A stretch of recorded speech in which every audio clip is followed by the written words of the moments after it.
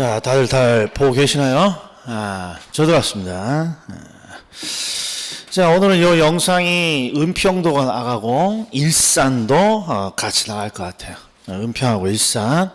그러니까 반드시 복습을 해 주셔야 돼. 왜 그렇습니까? 그럼 보셔. 세상에 7주차야. 뭐 한 것도 없어 보이는데 7주차. 우리 일산은 6주차고, 그러나 진도는 똑같고, 아무튼 7주차예요. 6주차, 7주차. 이 말은 무슨 뜻입니까? 뭔가 이제, 뭔가 결론을 하나 내야 될 시기잖아요. 그리고 이제 놀 거 다 놓은 거죠. 우리 크리스마스 끝나고, 연말 끝나면 이제 뭐 해야 돼요? 이제 본격적으로 이제 공부를 좀 하셔야죠. 그리고 저도 지금 유튜브에 매일 하는 이론 이렇게 하나 두 개씩 요청하신 것들 올라가고 있으니까 이제 본격적으로 공부를 좀 하셔야 된다. 자, 그럼 지금까지 뭘 했습니까? 그러면 저번 주에 금융론에서 시험에 항상 잘 나오면서 이해가 꼭 필요한 것들 세 가지를 했어요. 하나는 대출 금액, 하나는 대출 금리, 그 다음에 상환의 흐름. 근데 그 중에 제가 뭘 가장 강조했어요? 상환의 흐름이잖아요. 상환의 흐름. 이 상환의 흐름은 이번 기회에 반드시 정리를 좀 하셔야 됩니다. 자, 그리고 오늘은 평가를 좀 갑니다. 평가. 128페이지. 이 평가론 쪽이 의외로 낯선 영역이기 때문에 저한테 강의를 한번 자세히 한번 들을 필요가 있어요. 예를 들어서, 자, 감정평가가 뭡니까? 우리 강의 노트 128페이지. 강의 노트 128페이지. 강의 노트 128페이지를 딱 보면 감정평가 이해가 있고, 감정평가를 뭐라고 정의해놨냐? 그러면 요걸 보셔. 토지 등의 부동산의 가치 추계 활동이라고 되어 있고, 가치를 추계하는 활동이라고 되어 있고, 이게 이제 우리 감정평가사에 관한 법률에 있는 내용이에요. 우리는 중개사에 관한 법률, 중개사 법률이 있잖아요. 그것처럼 감정평가사에 관한 법률은 이렇게 되어 있습니다. 토지 등의 뭘 판단해서 경제적 가치를 판단해서 그 결과를 가액으로 표시하는 활동입니다. 그러니까 토지 등의 결국 뭘 판단한다는 거예요? 가치를 판단하고 가치를 뭔가 추계하는 활동이에요. 그래서 줄여서 가치 추계 활동이라고 이렇게 부릅니다. 근데 이제 이런 감정평가라는 가치 추계 활동이 왜 필요합니까? 그러면 잘 봐요. 담보. 자, 담보가 나오면 일단 은행이 탁 나와야 돼요. 은행이 차입자의 대출 금액을 결정하려고 해요. 대출 금액. 그러면 기분 내키는 대로 대출 금액을 결정하는 게 아니라 어떤 기준을 가지고 있죠? 기준. 그 대표적인 기준이 LTV라는 이 대부 비율이죠. 대부 비율. 그러면 봐요.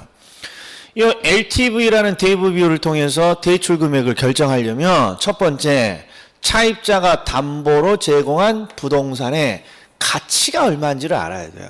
근데 이 가치를 누가 추계한다는 거예요? 감정평가 업자들에게 은행이 의뢰해서 뭔가 산정을 해요. 요때 필요한 거예요, 요때. 감정평가 활동이라는 가치추계 활동이. 두 번째, 경매. 경매는 어디서 합니까? 경매는 법원. 자, 법원에서 경매를 할 때 가장 먼저 무엇을 발표하느냐? 요걸 발표해요. 최저 입찰 가격이라는 걸. 자, 우리 법원은, 경매는 지방법원이고, 지방법원이니까 지방법원장이 최저 입찰 가격이라는 걸 발표하는데, 이게 뭐냐, 그러면, 자, 100억 원짜리 부동산이 경매가 나왔어요. 100억 원짜리. 그럼 이제 사람들이 입찰에 참여하기 위해서 뭘 제시해요? 가격을 제시하겠죠. 이렇게 가격을. 그런데 대부분 80% 정도예요. 실무적으로는 80% 적용하는 데도 있고 70% 적용하는 데도 있는데 80% 정도를 딱 책정해서 지방법원장이 80억을 최저 입찰 가격이라고 이렇게 공고를 해요. 그럼 이 최저 입찰 가격은 입찰 가격으로 제시할 수 있는 게 입찰을 할 때 제시할 수 있는 가격의 최저 한도를 뭔가 설정한 거예요. 그러니까 이 100억 원짜리 요 부동산을 뭔가 낙찰 받고 싶으면 최소한 얼마는 적어내야 된다는 거예요. 80억 이상은 적어서 내야 받아들여준다 이런 말이에요. 그러니까 결국 법원에서는 지방법원장이 경매를 하기 위해서 뭔가 최저 입찰 가격을 발표하고 최저 입찰 가격은 대부분 부동산 가치의 80%, 70% 이 정도를 책정하고 있거든요.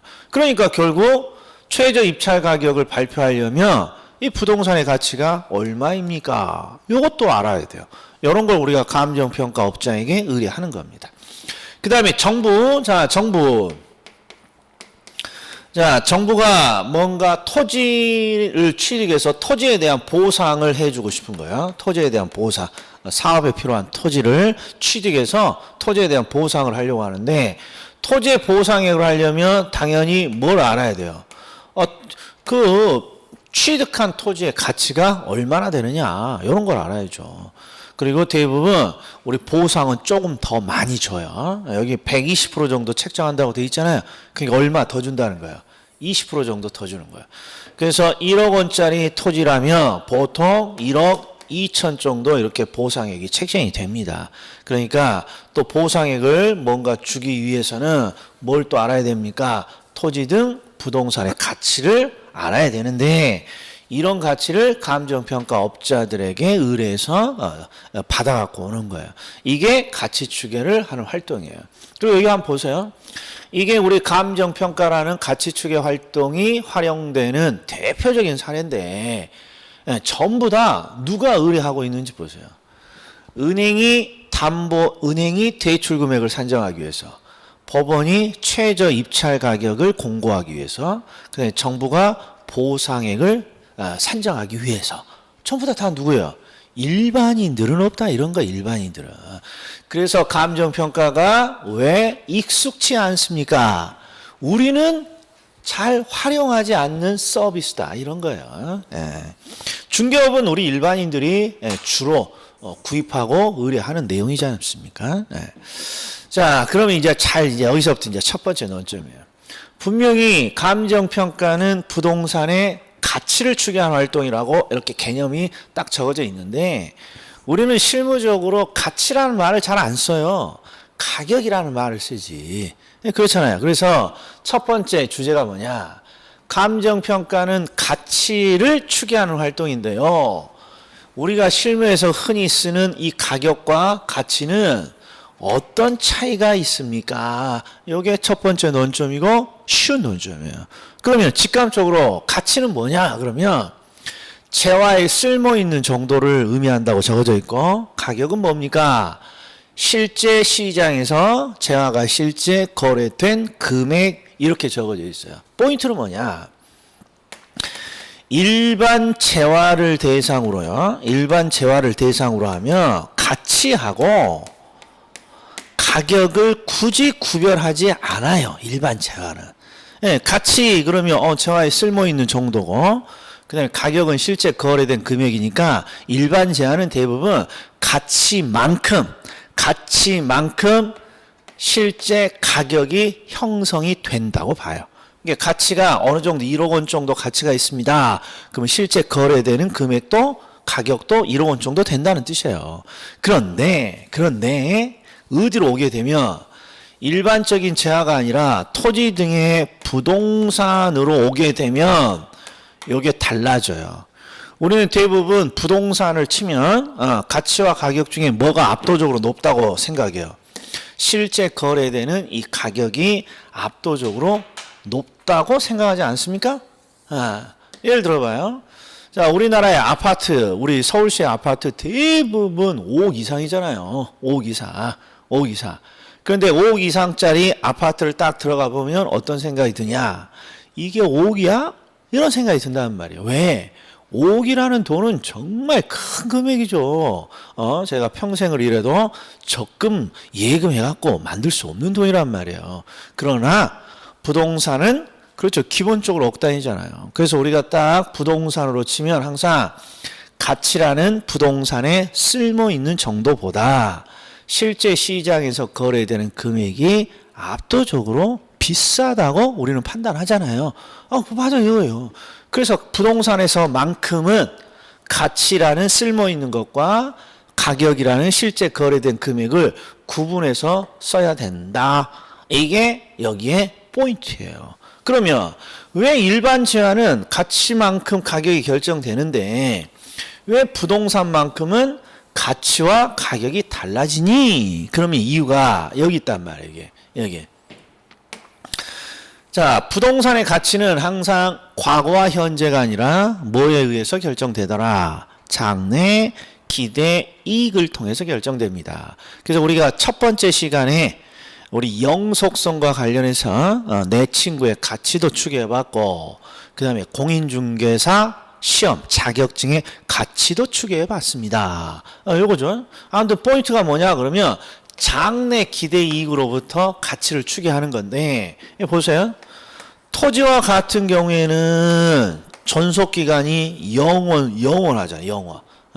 그리고 건물과 같은 경우에도 건물도 보통 50년 정도고, 그리고 이런 부동산의 가치는 항상 장래 이익을 판단을 해서 가치를 추계하는 건데, 토지의 경우에는 영속적이니까 1000년, 만년, 100만 년이라는 장래를 뭔가 예측해야 되고, 건물도 최소한 50년 정도의 장래 이익을 뭔가 예측해야 된단 말이에요.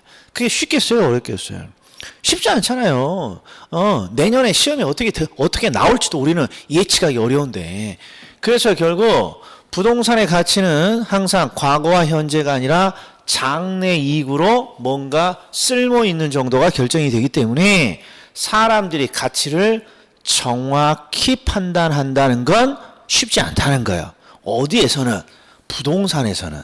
그래서 실제 부동산에서는 재화에 쓸모 있는 정도인 가치만큼 가격이 결정되지 않는 게 일반적이다. 이게 학자들의 결론이에요. 대충 감이 왔어요? 자, 그럼 시험에 뭐가 나오는지 봅시다.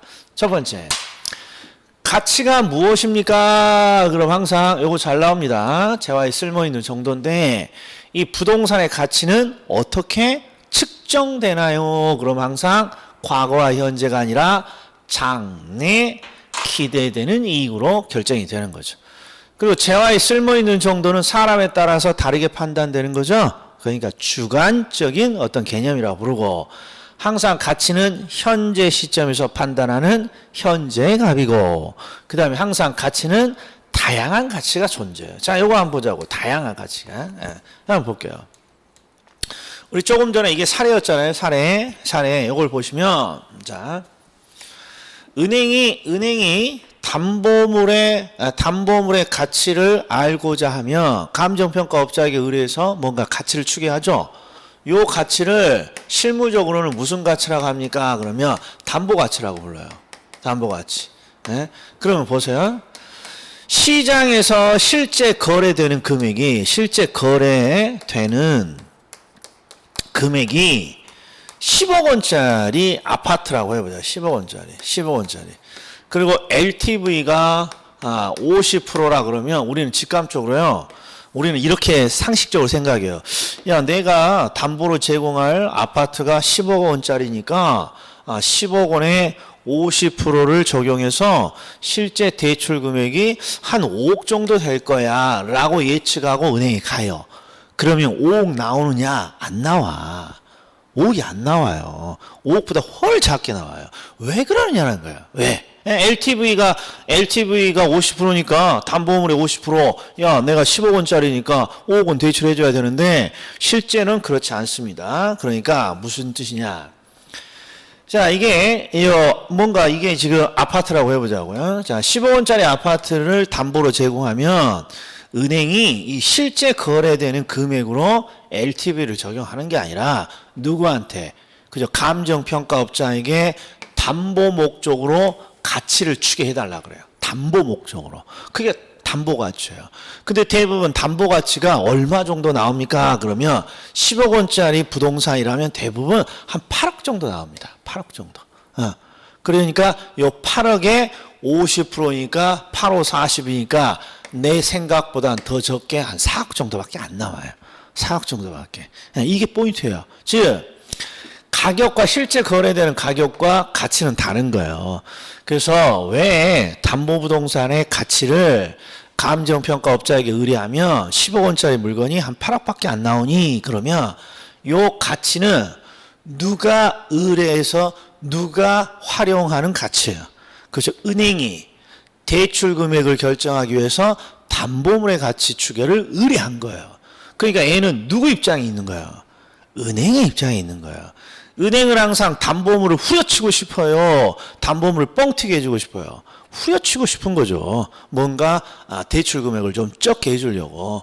그러니까 담보 목적으로 뭔가 부동산의 가치를 판단을 하게 되면 항상 우리 생각보다는 더 적게 나옵니다. 적게. 이런 걸 담보 가치라고 그래요. 그 다음에 봐요. 경매 가치가 있어요. 경매 가치라는 건 경매 물건의 가치를 추계하는 거예요. 이런 걸 우리가 경매 가치라고 하는데, 경매 가치는 거의 시가랑 비슷해요. 10억 원 정도. 왜?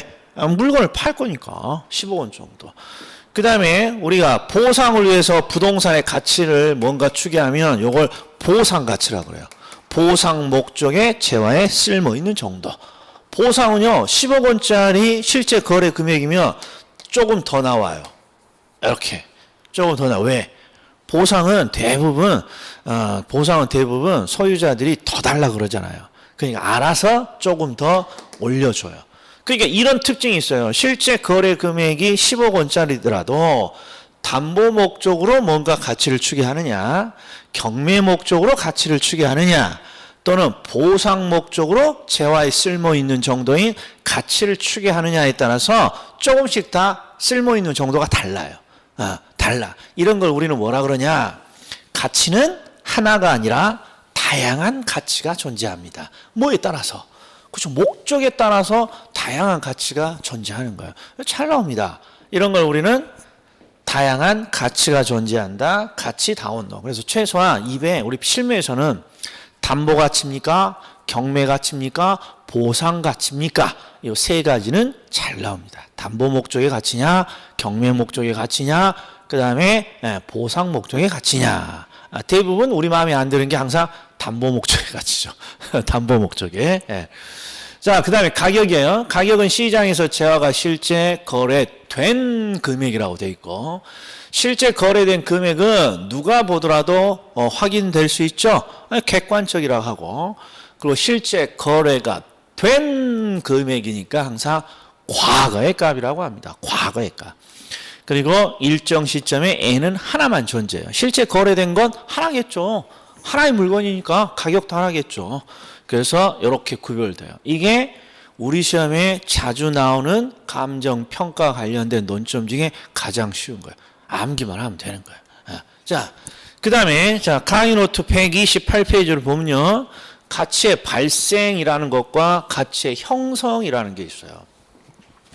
가치의 발생과 가치의 형성. 그러면 첫 번째 이거부터 한번 보세요.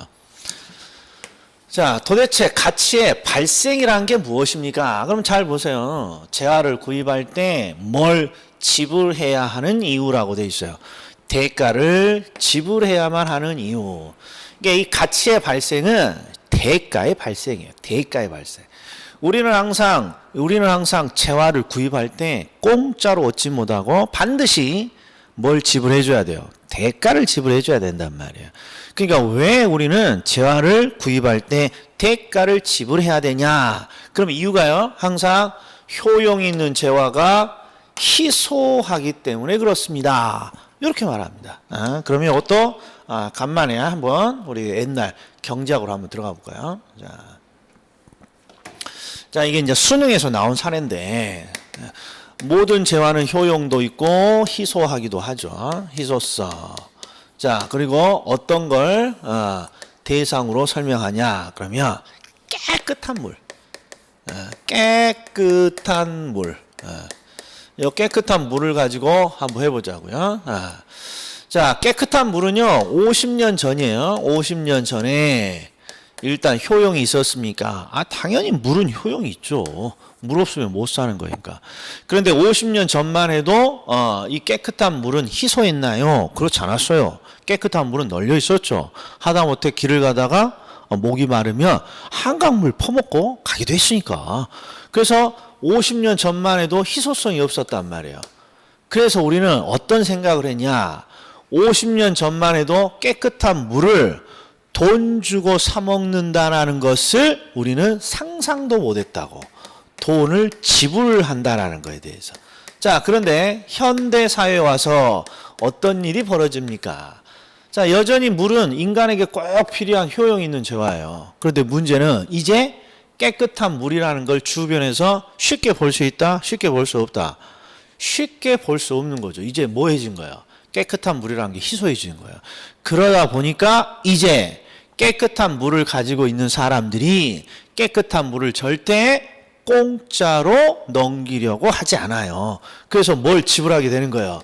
세상에 제주도의 삼다수를 무려 850량의 돈을 받고 물을 판매하고 있는 거죠. 바로 이거예요. 왜 우리는 재화를 공짜로 얻지 못하고 대가를 지불해야만 합니까? 그러면 아주 심플해요. 인간에게 효용이 있는 재화가 뭐해지기 시작하면, 희소해지기 시작하면 절대 이 재화의 주인은 이 희소해진 재화를 공짜로 주지 않아요. 반드시 대가를 요구한단 말이에요. 자, 그렇기 때문에 왜 부동산에도 우리는 부동산을 공짜로 얻지 못하고 대가를 지불해야 됩니까? 그러면 아니 너무나 당연한 소리 아니에요. 야, 부동산 가져가면서 공짜로 가져가는 게 어디 있어요? 그러나 학자들이 뭐라고 논리를 잡습니까? 그러면 항상 이해 포인트는 효용 있는 재화가 희소해졌기 때문에 그렇다, 이렇게 말해 주는 거야. 그런데 부동산 학자들은 자, 가치 발생 요인이라는 건 결국 대가죠. 대가가 만들어지는 그 이유로 세 가지를 들어요. 효, 상, 유. 그래서 이 효상유를 두 문자를 따서 암기합니다. 자, 다시 한번 제가 말합니다만 요새 벌써부터 두 문자의 신들이 나타나고 있어요. 두 문자. 두 문자는 아무거나 따는 게 아니라고 진짜 그렇게 말을 하건만. 자, 두 문자를 많이 따는 시험은 어떤 시험이냐? 주관식이에요. 주관식.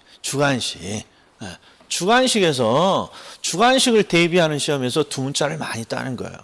왜? 봐봐요. 자, 출제자가 주관식으로 이렇게 줬어요. 야, 가치의 발생에 대해서 원고지 한 장으로 적어봐. 그러면 가치 발생에 대해서 원고지 한 장을 어떻게 적어요? 그러니까 뭔가 적을 내용들을 두 문자를 따서 이렇게 뭔가 만들어 놓는 거예요. 그러면서 뭔가 실마리를 찾아서 이렇게 적는 거예요. 그런데 우리 시험은 주관식이에요, 객관식이에요? 객관식이란 말이에요. 다 보여준다고. 문구에서, 지문에서. 그러니까 전부 다 암기 두 문자를 딸 이유가 없어요. 그러니까 제발 두 문자 따서 암기하는 게 오히려 독인 거예요. 중개사법에서도 두 문자 따야 돼. 공법에서도 두 문자 따야 돼. 민법에 그럼 두 문자만 갖고도 막 57,000여 가지라니까. 그래서 제가 항상 두 문자를 따는 게 있고 안 따는 게 있는데 포인트가 뭐냐? 두 문자를 미스터 국이 딴다 그러면 반드시 암기하셔야 돼. 왜? 두 문자를 가지고 얘는 문제를 푸는 거니까. 이게 대표적인 게 가치 발생이에요. 가치의 발생이란 재화를 구입할 때 왜 대가를 지불해야 됩니까? 이런 내용이고, 가치 발생 요인, 학자들은 대가를 만들어내는 이유로 크게 세 가지를 들고 있다. 효, 상, 유 이렇게 들고 있다는 거예요. 자, 효용은 재화에 쓸모있는 정도고, 상대적 희소성은 희소성을 뜻해요. 그 다음에 유효 수요는 수요 중에 유효한 수요는 항상 구매력이 있는 수요죠. 그래서 구매력이 있는 수요를 유효 수요라고 하고, 그러니까 아무튼 이 세 가지를 들고 있다는 거. 자, 그럼 봐요.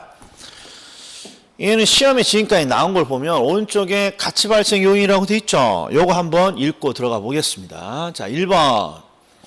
부동산의 가치는 효, 상, 유 이렇게 있는 거예요. 여기에 다른 게 들어간단 말이에요. 이게 출제자가 다른 걸 집어넣는다고. 이게 효용, 상대적 희소성, 유효 수요. 이걸 딱 확인해야 되는 거예요. 그 다음에 2번, 효용이란 게 무엇입니까? 이게 경제학에서 학자들이 적고 있는 용어예요. 그러니까 이건 반드시 기억을 좀 해주셔야 돼요. 효용이 뭐냐? 인간의 필요나 인간의 욕구를 만족시켜 줄 수 있는 재화의 능력을 말합니다. 그러니까 효용이 큰 재화입니다. 그러면 인간의 욕구를 만족시켜 줄 수 있는 재화의 능력이 크다 이렇게 보는 거야. 효용이 적다 그러면 재화의 능력이 작다 이렇게 하는 거고. 그러니까 효용이 무엇입니까? 인간의 욕구나 필요를 만족시켜 줄 수 있는 재화의 능력을 말한다. 기억해 줘야 되고. 그리고 이 효용이 인간을 만족시켜 줄 수 있는 재화의 능력이니까 주어지는 능력을 뭘로 확인해요? 거주의 쾌적성이라는 걸로 확인하고, 상업지는 능력을 뭘로? 수익성이라는 걸로 판단하고, 공업지는 능력을 뭘로 판단합니까? 생산성이라는 걸로 능력을 판단한다 이런 말이에요. 그 다음에 희소성. 자, 우리 부동산에서는 희소성이라는 말 대신에 상대적 희소성이라는 표현을 써요. 그냥 희소성이라고 생각하면 돼요. 즉 인간의 욕구에 비해 재화의 양이 상대적으로 부족합니다. 상대적 희소성. 그 다음에 부동산 수요에 비해 공급이 상대적으로 부족합니다. 상대적 희소성. 그 다음에 유효수요. 우리 요거 한번 볼까요? 우리 경제학 할 때 수요는 뭐예요? 소비자들이 재화나 서비스를 구매하고자 하는 욕구라고 말했고, 이 욕구를 수치화하기 어려워서 양으로 측정하면 수요량이라고 불렀잖아요. 근데 이번에는 수요 앞에 뭐가 붙어 있어요? 유효. 자, 부동산을 구매하고자 하는 욕구가 수요인데 이 욕구는 항상 유효한 건 아니에요. 바로 뭐가 있어야 유효한 거예요? 구매력이죠, 구매력. 이게 수요 중에 어떤 수요가 유효한 수요입니까? 그러면 구매력을 갖고 있는 수요야지. 돈이 있어야 그게 유효한 수요가 된다. 이런 거죠. 이거 잘 나오는 표현이에요. 자, 그래서 이 세 가지를 우리는 합쳐서 뭐라고 부른다? 가치 발생 요인이라고 그러고 효상유 이렇게 부릅니다. 꼭 좀 기억해 주십시오. 그럼 이걸 왜 두 문자를 따냐? 봐요. 여기 또 있어. 여기 딱 그 자리에 일지계라고 있잖아요. 일지계. 그럼 보세요. 자, 가치의 형성이란 게 뭡니까? 이렇게 되어 있어요. 자, 의미를 봤더니 부동산의 가치가 얼마로 형성되어 있는가. 이거 잘 보셔. 자, 마트에 가서요. 마트에 가서 한번 보자. 마트에 가서 아침이니까 캔커피를 하나 딱 이렇게 커피를 하나 COFFE. 아따 괜히 영어 적다가. 자, 아무튼 커피를 하나 딱 적어요. 그리고 나서 우리는 뭐라고 말하냐? 사장님, 이 커피의 가격이 얼마입니까? 대부분 이런 식으로 가격을 물어보잖아요. 그런데 이 부동산 학자들은 가격이 얼마입니까? 이렇게 물어보지 않고 사장님, 이 커피의 가치가 얼마로 형성되어 있습니까? 이렇게 물어본단 말이에요. 좀 특이하죠? 그러니까 이 대가라는 가격을 뭐라고 부르냐? 감정평가에서는 이 커피의 가치가 얼마로 형성되어 있나요? 이게 가치 형성이에요. 가치 형성. 이게 표현이 좀 낯설죠? 이게 써봐야 된다고. 자, 그래서 이 감정평가라는 게 정확히 뭐냐? 그러면 토지 등의 부동산을 대상으로 그 부동산의 가치가 얼마로 형성되어 있느냐, 이걸 찾아내는 게 감정평가 활동이에요. 이걸 가치의 형성이라고 그러고. 그럼 봐요. 자, 가치 형성 요인이라고 되어 있어요. 그러면 가치를 형성시키는 요인들인데 쉽게 말하면 가치에 영향을 주는 요인들을 말해요. 가치에 영향을 주는 요인. 이게 가치 형성이라는 건 부동산이 가치가 얼마로 형성되어 있습니까? 요걸 의미하는 거고, 그리고 가치 형성 요인이라는 건 가치에 영향을 주는 요인들을 말하는 거예요. 그러면 가치에 영향을 주는 요인들은 많다, 몇 개 안 된다. 가치에 영향을 주는 요인은 어마무시하게 많다, 이런 말에 수도 없이. 그런데 부동산 학자들은 가치에 영향을 주는 요인을 크게 세 가지로 나눠요. 일지계. 그래서 얘도 두 문자 따야 되는 거예요. 일지계. 자, 그런데 일지계를 봤더니 일반적 요인도 있고 지역적 요인도 있고 개별적 요인도 있어요. 그리고 우리 기본서를 보면 적자를 떼고 이렇게 적기도 해요. 일반 요인, 지역 요인, 개별 요인. 똑같아. 자, 포인트는 뭐냐? 지역 요인이라는 건 지역이 가지고 있는 특성들이에요. 특성들. 대충 삐려오죠? 자, 가치에, 부동산의 가치에 영향을 주는 요인 중에 지역이라는 게 중요해요? 중요치 않아요? 대단히 중요해요. 모든 부동산은 지역의 영향을 받으니까 그런 지역적인 원인들을 우리는 지역 요인이라고 그래요. 지역의 특성이라고 생각하면 돼요. 그 다음에 개별 부동산이 가지고 있는 요인, 이걸 개별 요인이라고 그래요. 즉 개별 부동산이 가지고 있는 특성들을 우리는 개별 요인이라고 합니다. 자, 그럼 우리가 잘 알고 있는 아파트들을 한번 볼까요? 우리가 잘 알고 있는 아파트를 대상으로 이 아파트가 가지고 있는 개별 특성, 개별 요인이 뭐가 있나요? 그러면 57,000여 가지. 한번 해볼까요? 10평입니까? 15평입니까? 남향입니까? 동향입니까? 5층 이상입니까? 5층 이하입니까? 도배 장판이 깔끔합니까? 베란다는 확장되어 있나요? 3배입니까? 4배입니까? 전망이 좋나요? 안 좋나요? 이런 것들이 전부 다 개별 부동산이 갖고 있는 특징이에요. 예. 자, 그러면 일반 요인이 뭡니까? 이것만 지금 추정이 안 되는 거예요. 지역 요인은 지역이 가지고 있는 특성, 개별 요인은 개별 부동산의 특성, 일반 요인은 우리나라가 가지고 있는 우리나라 전체의 일반적인 성질을 말해요. 특성. 우리나라가 가지고 있는 일반적인 특성이라는 건 우리나라의 국토, 우리나라의 인구, 우리나라의 산업, 사회, 문화 이런 것들이에요. 우리나라 전반적인 이런 걸 우리가 일반적 요인이라고 그래요. 그러니까 가치에 영향을 주는 수많은 요인을 크게 지역을 기반으로 하는 원인, 개별 부동산에 기반하는 원인, 일반적 요인이라는 건 우리나라 전체에 기반하는 원인, 이렇게 세 가지로 나눈다 이런 말이에요. 그리고 좋은 말 할 때 항상 효상유 나오면 가치 발생 요인, 부동산의 대가가 만들어지는 원인을 설명한 거고, 일지계는 뭐예요? 가치 형성 요인, 가치의 영향을 주는 요인들, 이렇게 되는 거야. 자, 그래서 오른쪽에 가치 형성 요인이 뭐라고 되어 있는지 한번 볼게요. 자, 가치 형성 요인이란 대상 물건의 경제적 가치에 영향을 미치는 일지계 등을 말합니다. 그리고 가치 형성 요인은 고정, 불변적인 것이 아니라 끊임없이 변화하는 것입니다. 이렇게 되어 있네요. 자, 그래서 첫 번째 시간은 뭘 했습니까? 감정평가. 자, 첫 번째가 뭐였어요? 감정평가는 가치를 추계하는 활동이고, 가치는 가격과는 구별이 된다. 그 다음에 우리는 부동산을 구입할 때 왜 대가를 지불합니까? 가치의 발생. 이게 대가를 지불하는 이유로 학자들은 세 가지를 들고 있어요. 효, 상, 유. 이렇게. 그 다음에 부동산의 가치는 수많은 원인에 의해서 영향을 받아요. 이런 걸 우리가 가치 형성 요인.